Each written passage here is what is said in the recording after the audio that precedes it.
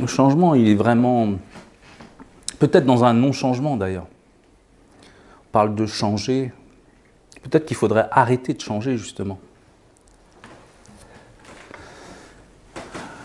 Le relatif veut changer souvent. On veut changer d'état. On veut laisser les mauvais états pour des bons états. Les états inquiets pour des états paisibles. Non? Voilà.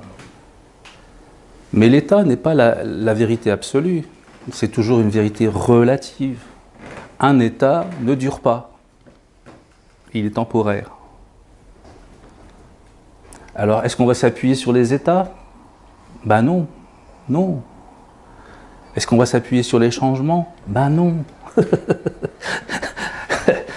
Parce que justement, ça n'arrête pas de changer.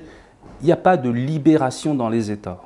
Il y a peut-être un certain confort, peut-être un certain bien-être, mais qui est provisoire. C'est pas ça qu'on cherche. On n'est pas là pour ça. Qu'est-ce qui ne bouge pas? Quelle est la terre ferme sur laquelle on peut s'appuyer? C'est ça la libération. Une fois qu'on a trouvé ce point d'appui merveilleux, c'en est fini. Parce que justement, si ça ne bouge pas, comprenez que déjà ça ne bouge pas. Ça ne va pas bouger grâce à vous, ça ne va pas bouger parce que enfin vous avez compris c'était quoi l'état qui ne bouge pas ou la nature qui ne bouge pas et qu'enfin vous prenez appui dessus.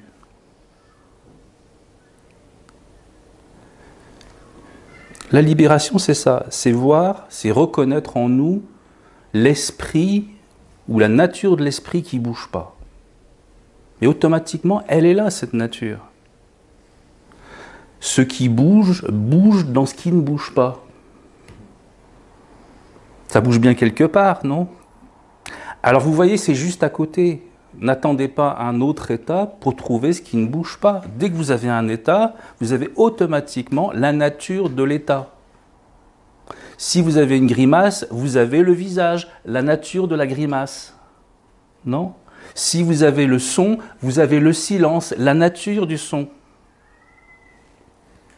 Voilà. C'est pour ça que, finalement, pour reprendre ce que j'ai dit au tout début, c'est pas un changement qui compte, parce que le changement, ça va être un état. C'est être là où on est vraiment, en fait. C'est presque trouver son immuabilité. C'est pas changer, c'est voir notre immobilité profonde. Puisque c'est notre nature. Elle ne peut pas bouger.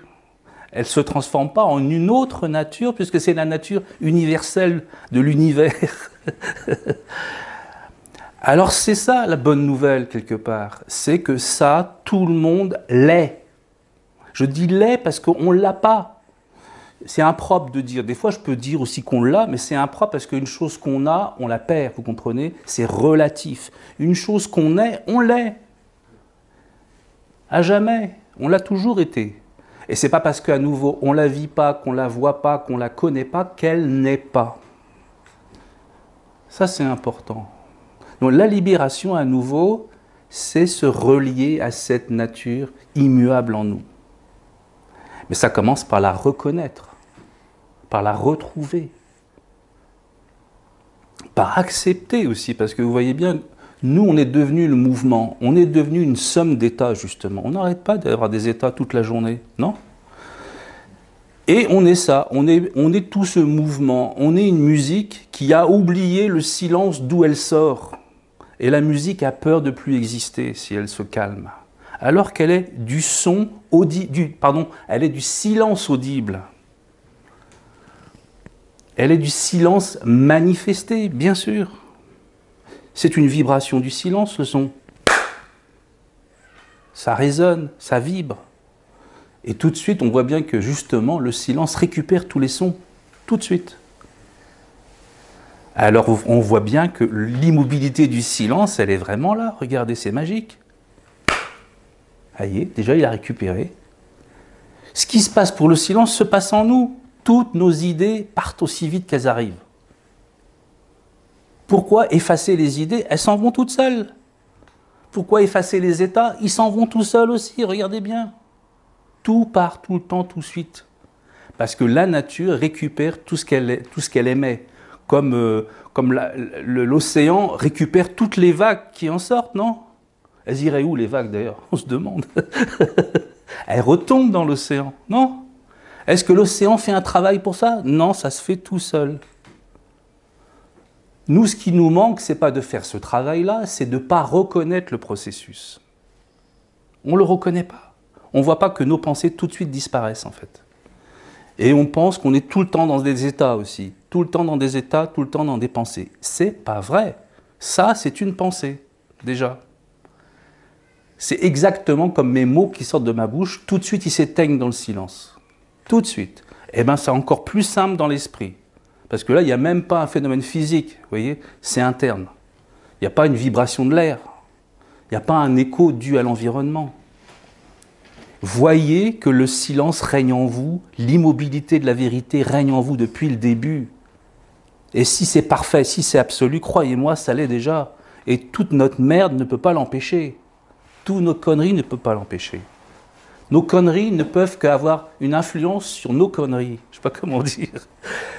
Nos idées ont une influence sur nos idées. Mais si on n'est pas nos idées, vous appuyez pas dessus, bon sang. Regardez ce que vous êtes hors de vos idées. Puisqu'elles ne tiennent pas. Ce n'est pas fiable, laissez-les passer. Qu'est-ce que vous êtes hors de vos idées? Quel est votre esprit hors des pensées? Quel est-il? Regardez-le, vivez-le. Il est là. Mais nous, on préfère les pensées. Déjà, elle est partie. Vivez ce qui reste. Le fameux ce qui reste. Vivez-le, puisqu'il reste. Prenez-le enfin en compte. Ne prenez pas le bruit que vous faites dedans.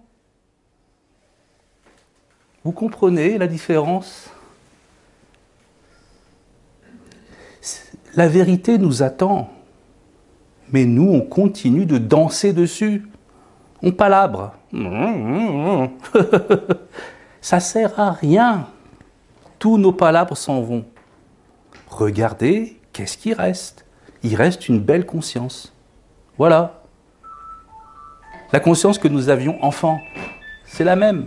Elle est intacte.